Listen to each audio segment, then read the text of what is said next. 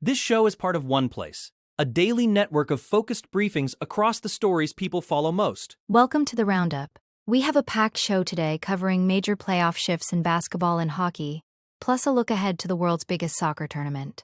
Let's get into it. Injuries and a tough third quarter ended Toronto's playoff run. The Knicks and 76ers prepare for a massive rivalry showdown. Cale Makar returns to lead Colorado in a wacky opener. Alex Newhook's late goal sends Montreal past the Lightning. Experts begin ranking the top stars for the World Cup. Montreal makes history with a shotless period in Game 7. Detroit completes a rare comeback to advance in the East. Jarrett Allen delivers a historic performance to sink the Raptors. Starting with the Raptors. The Toronto Raptors saw their first playoff trip in 4 years come to a painful end on Sunday night. Despite valiant efforts from Scotty Barnes and RJ Barrett, the Raptors fell 114-102 to the Cleveland Cavaliers in a decisive Game 7. Toronto was severely hampered by injuries, missing all-star forward Brandon Ingram for the second straight game due to a bruised heel, while point guard Emmanuel Quickley was out for the entire series. Scotty Barnes finished with 24 points and expressed immense pride in how the younger players like Jamal Shead and Jacoby Walter stepped up in the absence of veteran starters. It was a gritty performance from a shorthanded squad that simply ran out of steam against a more experienced Cleveland rotation in the final stages of the game. The real turning point was a brutal third quarter, where things completely unraveled for Toronto. After holding a 10-point lead in the second quarter, the Raptors watched the Cavaliers close the half on a big run to tie it up. Then, in the third, Cleveland outscored Toronto 38-19. The Raptors struggled immensely from the field, shooting just 5 of 20 in that frame. RJ Barrett, who averaged over 24 points in the series, noted how much this loss hurts because they truly felt they had the game within their grasp. A major factor was the rebounding disparity. Cleveland grabbed 9 offensive boards in the third quarter alone, which was more than Toronto's total rebounds for the entire period. Barnes pointed out that Cleveland's sheer effort on the glass ultimately ended their season. Next up, the upcoming series between the New York Knicks and the Philadelphia 76ers is being hailed by many as the real Eastern Conference Finals. Both teams are coming off impressive first-round performances where they finally looked like the best versions of themselves. For the 76ers, the trio of Joel Embiid, Paul George, and Tyrese Maxey only played 22 regular season games together, but they finally found their rhythm in the closing games against Boston. This historic rivalry is set to reignite on Monday night at Madison Square Garden. With both teams healthy and clicking, the winner of this series will likely be the heavy favorite to represent the East in the NBA Finals. It is a high-stakes matchup that fans have been waiting to see for a very long time. A key player to watch in this series is Karl Anthony Towns.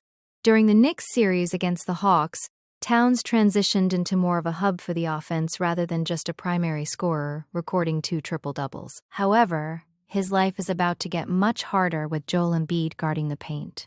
Embiid brings a level of physicality and defensive instinct that Towns didn't have to face in the first round. While Towns enjoyed success dropping back into the paint against Atlanta, he will now have to contend with a big man who can step out and defend the perimeter. The Knicks need Towns to maintain his efficiency in playmaking if they want to overcome the 76ers' star power. This tactical battle in the front court will likely decide the trajectory of the entire series. Now let's shift to the Colorado Avalanche and Minnesota Wild kicked off their second-round series with an absolute goal fest that defied all expectations. In a wacky Game 1, the Avalanche eventually outlasted the Wild 9-6. This game was historic, marking only the 10th time in playoff history that two teams combined for at least 15 goals. What makes it even more surprising is that both teams are known for their elite defense and goaltending. Cale Makar was the hero of the night, returning from a scary first-period injury to score twice in the third period. Makar had left the ice after his leg flew into the air during a hit along the boards, but he managed to return and seal the victory. Nathan MacKinnon added an empty netter to put the finishing touches on a track meet of a game. The game was a roller coaster of momentum shifts. Colorado jumped out to a 3-0 lead early in the first, but the Wild refused to go away, eventually taking a 5-4 lead late in the second period. It was only the 4th time in NHL history that both teams scored 5 or more goals through just 2 periods. Goaltenders Scott Wedgwood and Jesper Wallstedt both struggled to contain the onslaught, with 14 different players finding the back of the net. Wedgwood, who had been nearly perfect in the first round, allowed more goals in this single game than he did in the entire previous series. Despite the defensive lapses, the Avalanche maintained their incredible franchise record of winning when leading by 3 or more. Game 2 promises to be just as intense as both teams look to tighten up. Moving on to the Montreal Canadiens have officially eliminated the Tampa Bay Lightning in a thrilling Game 7 victory. Alex Newhook was the hero, breaking a 1-1 tie with just under 9 minutes remaining in the third period.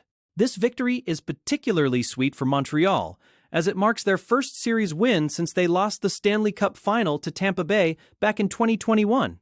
The series was incredibly tight from start to finish, with every single game decided by just 1 goal, and 4 of them going into overtime. Rookie goaltender Jakub Dobes was stellar, making 28 saves to hold off a desperate Lightning attack in the closing minutes. Montreal now moves on to face the Buffalo Sabres in the second round, while Tampa Bay faces a 4th consecutive first-round exit, a tough stretch for the former champions. The Lightning's defense was actually dominant for large stretches of the game, holding Montreal without a single shot for nearly 27 minutes, spanning the first to the third periods. In fact, the Canadiens only managed 9 shots on goal for the entire game.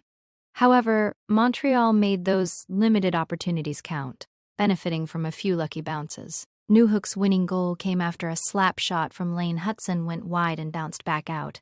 Newhook managed to backhand the puck out of the air, off the goalie's pad and into the net. Tampa Bay had a late 6-on-4 advantage in the final seconds, but couldn't find the equalizer. It was a heartbreaking way for the Lightning to go out, especially after Brandon Hagel made a miraculous sliding save earlier in the final minute to keep their hopes alive.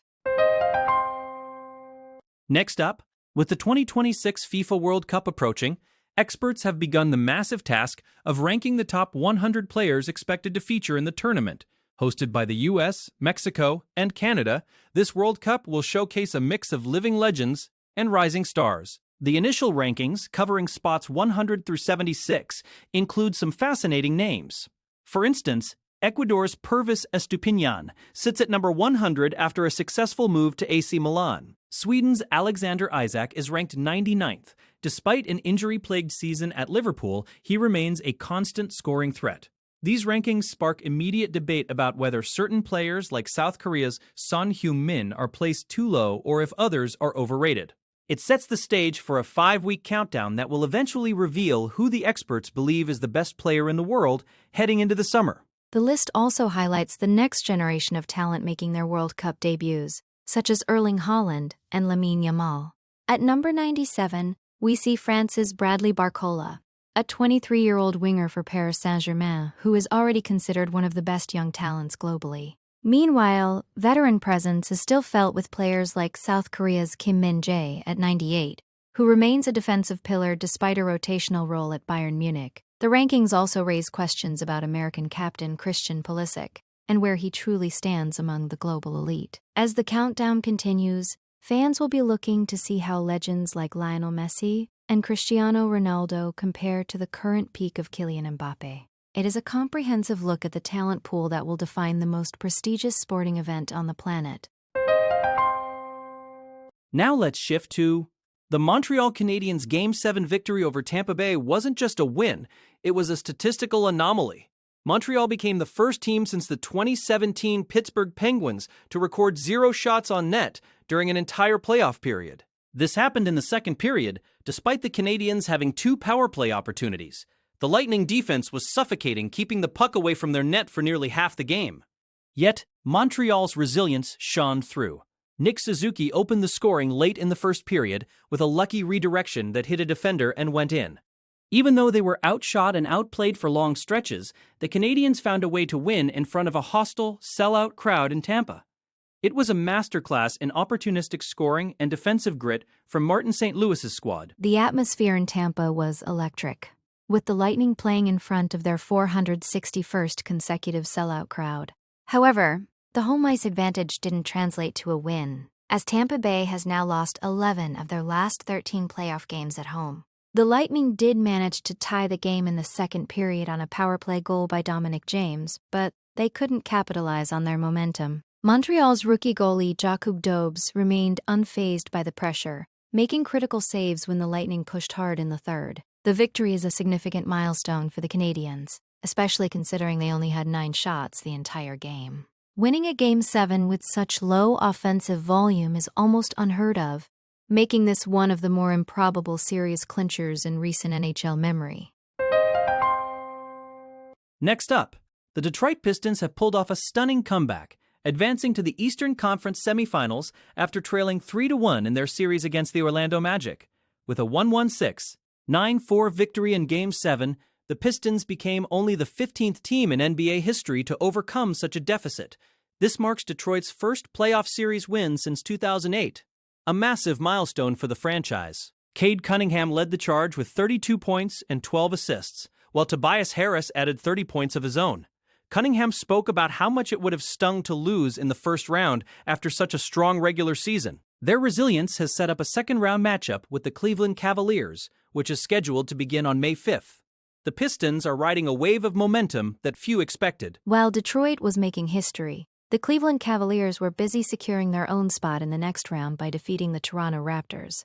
Jarrett Allen was the standout performer for Cleveland, racking up 22 points and 19 rebounds. The Cavaliers had to overcome a 10-point deficit after the first quarter, but they found their footing in the second half. The game was tied at halftime, but a dominant third quarter fueled by Allen's energy allowed Cleveland to pull away. Donovan Mitchell and James Harden also contributed significantly to the win. For the Raptors, it was a disappointing end to their first playoff appearance since 2022, despite strong performances from Scotty Barnes and RJ Barrett. Now, the stage is set for a clash between the surging Pistons and a Cleveland team that looks increasingly dangerous as the playoffs progress. Finally, Jarrett Allen's performance in his first-ever Game 7 was nothing short of legendary.